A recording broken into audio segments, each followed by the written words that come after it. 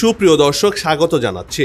যে রাষ্ট্র গোটা বিশ্বের উপর নজর রাখে, এবার তার ঘাড়ের ওপর নিঃশ্বাস ফেলছে এক শক্তি প্রতিপক্ষ। বহু বছর ধরে যে দেশটি ইরানকে বারবার হুমকি দিয়ে এসেছে, আজ তারা নিজেরাই হুমকির শিকার। বলছি ইরান ইসরায়েলের কথা। মধ্যপ্রাচ্যে নতুন করে উত্তেজনার আগুন জ্বলতে শুরু করেছে। বহুদিনের শত্রু এই দুই দেশ এখন এমন সংঘর্ষের পথে হাঁটছে যার পরিণতি হতে পারে ভয়াবহ যুদ্ধ।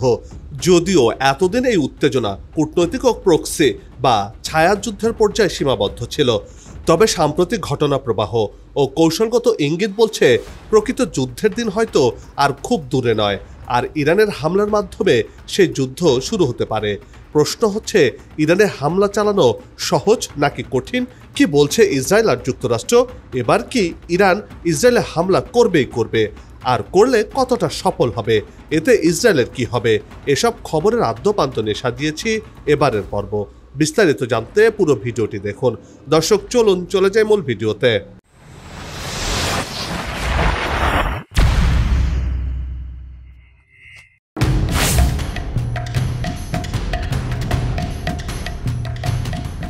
ইরান ও ইসরায়েল আজ চিরশত্রু দেশ হিসেবে বিশ্বে বিবেচিত হচ্ছে, তবে সম্পর্কের ইতিহাস একেবারে বিরোধপূর্ণ ছিল না। 1947 সালে জাতিসংঘের ফিলিস্তিন বিভাজন পরিকল্পনায় ইরান আপত্তি জানায়। তারা একটি যুক্ত ফেডারেল রাষ্ট্র চেয়েছিল যেখানে আরব ও ইহুদি ক্যান্টন থাকবে। তবুও 1950 সালে ইরান তুরস্কের পর মুসলিম বিশ্বের দ্বিতীয় দেশ হিসেবে ইসরায়েলকে স্বীকৃতি দেয়। মোহাম্মদ রেজা পাহলভির শাসন আমলে ইরান ইসরায়েল বন্ধুত্ব গড়ে ওঠে। একে অপরের রাজধানীতে দূতাবাস খোলে। ইরানও তেল সরবরাহ শুরু করে ইসরায়েলে।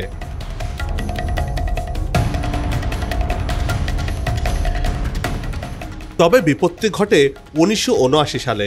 সেই বছর ইরানে ইসলামী বিপ্লব ইসরায়েলের সাথে সম্পর্কের মোড় ঘুরিয়ে দেয়।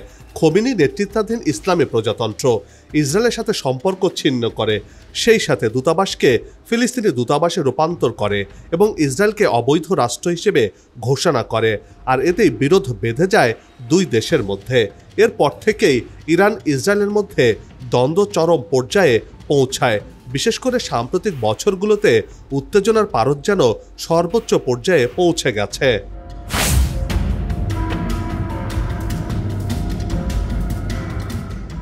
বর্তমানে মধ্যপ্রাচ্যে একাধিক প্রক্সি যুদ্ধের বড় অংশ হল ইরান ও ইসরায়েল।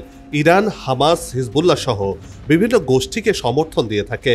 অপরদিকে ইসরায়েল ইরান বিরোধী গোষ্ঠী, এই যেমন মুজাহিদিন ই খালক, কুর্দি সশস্ত্র দলগুলোকে সমর্থন দেয়। 2020 সালে ইরানি বিজ্ঞানী মোহসিন ফাকরিজাকে নিধনের জন্য ইসরায়েলকে দায়ী করে ইরান। পাশাপাশি 2023 সালে গাজা যুদ্ধের সময়ও দুপক্ষের উত্তেজনা তুঙ্গে ওঠে। ইরানের কনসুলেটে ইসরায়েলের হামলা এবং পাল্টা প্রতিক্রিয়ায় ইরানের মিসাইল হামলা হয়। সব মিলিয়ে এই অঞ্চল জুড়ে নতুন করে যুদ্ধের শঙ্কা তৈরি হয়েছে। যুদ্ধাং পরিস্থিতির মধ্য দিয়ে সময় পার করছেন এই অঞ্চলের মানুষজন।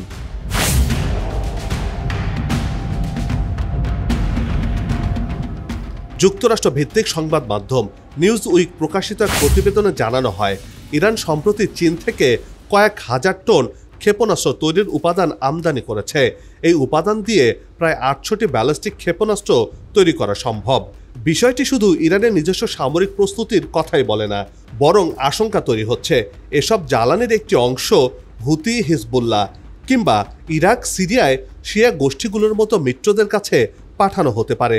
অর্থাৎ যুদ্ধ কেবল তেহরান ও তেল আবিবের মধ্যেই সীমাবদ্ধ থাকছে না, ছড়িয়ে পড়ছে পুরো অঞ্চলে। কেননা এই গোষ্ঠীগুলো ইরানের পক্ষ নিয়ে ইসরায়েলের সাথে যুদ্ধে জড়িয়ে যেতে পারে যে কোনো সময়।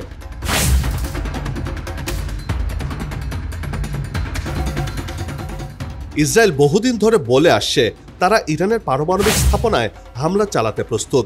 সম্প্রতি ইসরায়েলের প্রতিরক্ষা বাহিনী বা IDF ইরানের অভ্যন্তরে লক্ষ্যবস্তুতে বিমান হামলার মহড়া সম্পন্ন করেছে।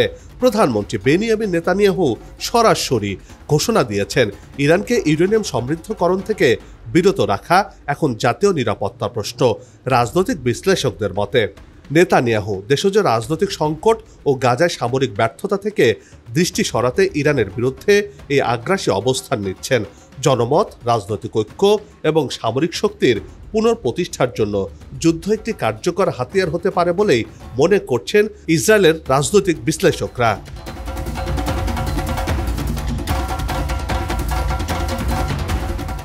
দুই মার্কিন সূত্রের বরাতে CNN জানিয়েছে, ইসরায়েলের যেসব সামরিক তৎপরতা লক্ষ্য করা গেছে তার মধ্যে রয়েছে বিমান হামলার জন্য গোলাবারুদ ছড়ানো এবং সাম্প্রতিক একটি বিমান মহড়া সম্পন্ন করা, যা ইসরায়েল বড় ধরনের হামলার প্রস্তুতি নিচ্ছে বলে ইঙ্গিত দেয়। তবে ইরানের পারমাণবিক স্থাপনায় আঘাত হানা এখন আর সহজ কাজ নয়, বরং তা অত্যন্ত জটিল ও ঝুঁকিপূর্ণ। ইরানের ইউরেনিয়াম সমৃদ্ধকরণ প্রকল্পকে পুরোপুরি থামিয়ে দেওয়া বিমান হামলার মাধ্যমে কার্যত অসম্ভব বলে মনে করছেন ইসরায়েলের বিশেষজ্ঞরাই।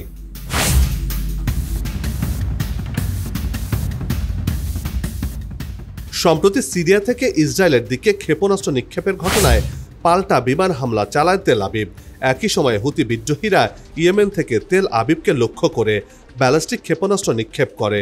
এই ঘটনাগুলো যুদ্ধের অনুশীলন নয়, বরং সরাসরি আক্রমণ হিসেবে দেখা হচ্ছে।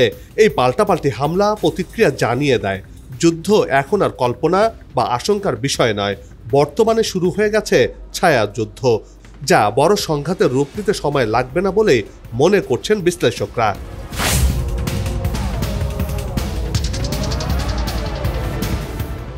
ইরানের সর্বোচ্চ জাতীয় নিরাপত্তা পরিষদ বা SNSC সম্প্রতি হুঁশিয়ারি দিয়ে জানিয়েছে, ইসরায়েল যদি ইরানকে আক্রমণ করে তবে তারা সরাসরি তেল আবিবের গোপন পারমাণবিক স্থাপনায় পাল্টা হামলা চালাবে। এই বিবৃতির পেছনে রয়েছে আরও এক বিস্ময়কর তথ্য। ইরান দাবি করেছে তারা ইসরায়েলের স্পর্শকাতর পরমাণু নথি ও অবকাঠামোর পরিকল্পনা নিজেদের দখলে এনেছে। ইরানের গোয়েন্দা সংস্থা বলছে, বহু মাস ধরে তারা ইসরায়েলের অভ্যন্তরে চুপিসারে গোয়েন্দা অভিযান চালিয়ে এই নথি সংগ্রহ করেছে, যা এখন তেহরানে নিরাপদে সংরক্ষণ করা হয়েছে। বিশ্লেষকদের মতে, এই দাবি যদি সত্যি হয় তবে ইসরায়েল যে বহুদিন ধরে পারমাণবিক অস্ত্রধারী রাষ্ট্র হিসেবে কৌশলগত অস্পষ্টতা বজায় রেখেছিল সেটি চ্যালেঞ্জের মুখে পড়েছে।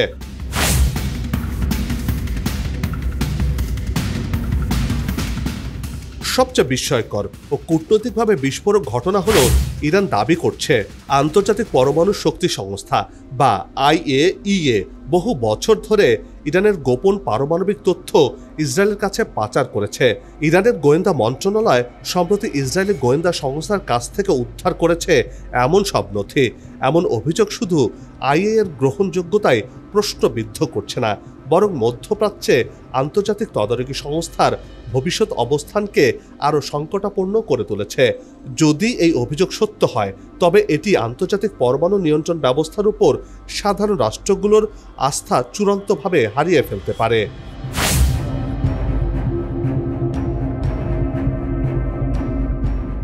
ইরান ও ইসরায়েলের দ্বন্দ্ব কেবল দুটি রাষ্ট্রের মধ্যে সীমাবদ্ধ নয়, এটি একটি বৃহৎ ভূ রাজনৈতিক সংঘর্ষের প্রতিচ্ছবি। একদিকে যুক্তরাষ্ট্র, ব্রিটেন ও ইসরায়েলের ট্রয়ি, অন্যদিকে ইরান, রাশিয়া ও চীনের কৌশলগত জোট।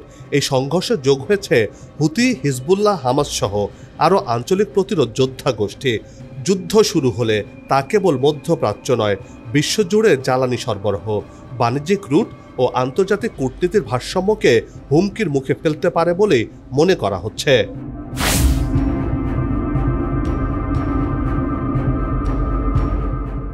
ইসরায়েল বরাবরই বলে আসছে তারা ইরানকে পারমাণবিক বোমা তৈরির সুযোগ দেবে না।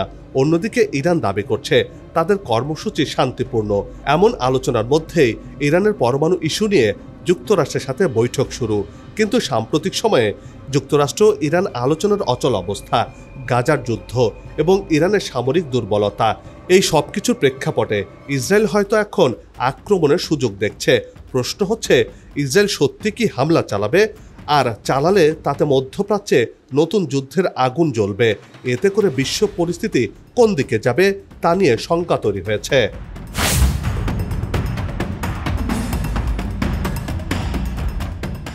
ইসরায়েলের প্রতিরক্ষা মন্ত্রী জানিয়েছে, ইরানের পরমাণু স্থাপনাগুলোতে হামলার সম্ভাবনা আগের যে কোনো সময়ের চেয়ে বেশি। যুক্তরাষ্ট্রের গোয়েন্দা সংস্থাগুলোর এক প্রতিবেদনে বলা হয়েছে 2025 সালের মধ্যেই ইসরায়েল ইরানের বিরুদ্ধে সামরিক পদক্ষেপ নিতে পারে।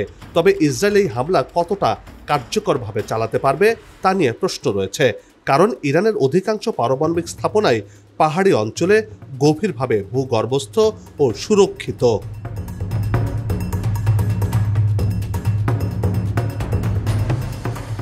এসব স্থাপনায় কার্যকর হামলার জন্য যুক্তরাষ্ট্রের সহায়তা, বিশেষত মধ্য আকাশে জ্বালানি ভরা সহযোগিতা ও নির্দিষ্ট মরণাস্ত্র প্রয়োজন পড়বে বলে মনে করছে মার্কিন যুক্তরাষ্ট্র।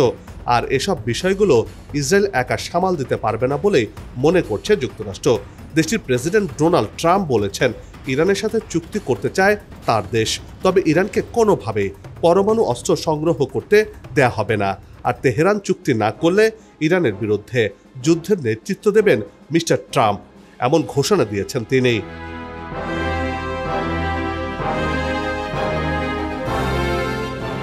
তবে এটিকে সহজ হিসেবে দেখছেন না সামরিক বিশ্লেষকরা। তারা বলছেন, ট্রাম্প যদি ইরানে হামলা চালাতে যায় তাহলে ভুল করবে, কেননা তারা ইয়েমেনের হুতিদের সাথে যুদ্ধে হেরে গেছে। কার্যত হার স্বীকার করে হুতিদের সাথে যুদ্ধবিরতি চুক্তি করেছে মার্কিন যুক্তরাষ্ট্র। আর হুতি গোষ্ঠী ইরানের কাছ থেকে অস্ত্র প্রশিক্ষণ নিয়ে থাকে। অন্যদিকে মধ্যপ্রাচ্যে যুক্তরাষ্ট্রের সব সামরিক ঘাঁটি ইরানের হাতের নাগালে। ইরান এসব ঘাঁটি গুড়িয়ে দিতে সক্ষম। ইরানে হামলা হলে এসব ঘাঁটি মাটির সাথে মিশিয়ে দেওয়ার ঘোষণা এরই মধ্যে দিয়েছে ইরান। আর এর মাধ্যমে এই মধ্যপ্রাচ্যে ইরানের শক্তির অবস্থান জানান দিয়েছে এরই মধ্যে।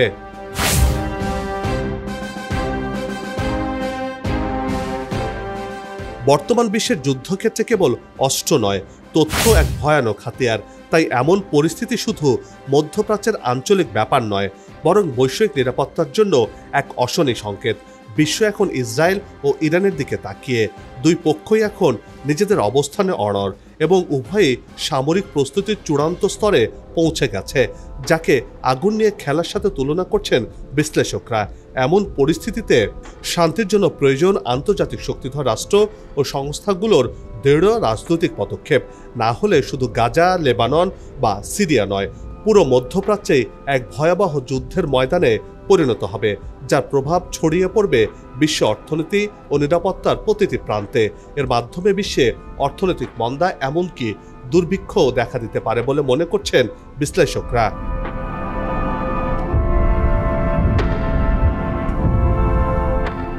বন্ধ হোক যুদ্ধ, বিগ্রহ, হানাহানি, শান্তিময় হোক বিশ্ব, এমন প্রত্যাশা রেখে পর্ব থেকে বিদায় নিচ্ছে।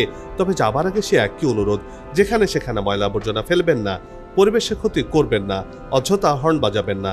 আপনার দেশের সৌন্দর্য রক্ষায় পোস্টার লাগানো থেকে বিরত থাকুন। যদি চ্যানেলটিতে নতুন হয়ে থাকেন, ভিডিওটি ভালো লাগে, তাহলে চ্যানেলটি সাবস্ক্রাইব করে ভালোবাসায় আবদ্ধ করবেন। ভালো লাগা না লাগার বিষয়টি কমেন্টে লিখে জানাবেন। কি ধরনের ভিডিও দেখতে চান তাও জানানোর অনুরোধ রইল।